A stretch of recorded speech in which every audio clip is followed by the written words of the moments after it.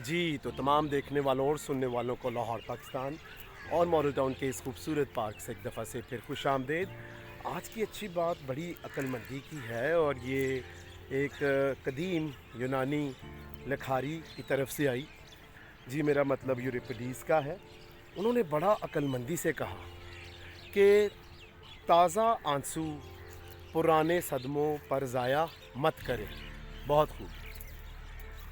ख़ास तौर पर ये हमारे मुआशरे का अलमिया है कि लोग पुराने सदमों पर कई कई साल बल्कि सारी उम्र मातम करते रहते हैं, गमगीन रहते हैं, अफसुर्दा रहते हैं और आंसू ही बहाते रहते हैं।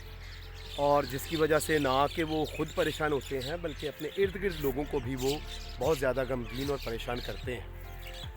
तो इस वजह से ना तो उनमें कभी तसल्ली और इत्मीनान आता है और उनके चेहरों से भी वो मायूसी, अफसुर्दगी ज़ाहिर होती है जो कि उनके अंदर होती है। तो आएँ, अगर हम उन लोगों में शामिल हैं जो कि पुराने कदीम सदमों पर आज भी मातम कर रहे हैं, गमगीन हैं, उनके लिए अफसुर्दा हैं, उन पर आंसू बहा रहे हैं, तो ऐसा मत करें, क्योंकि ऐसा करने से कभी भी हमारे अंदर तसल्ली, इत्मीनान और ख़ुशी नहीं आएगी, बल्कि हम हमेशा ही अफसुर्दा रहेंगे।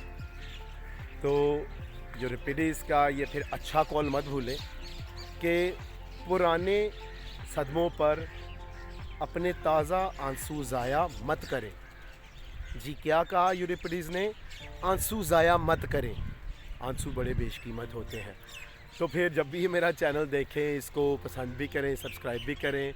खुश रहें, शाद रहें, आबाद रहें। अपना और अपने इर्द गिर्द लोगों का बहुत ख्याल रखें।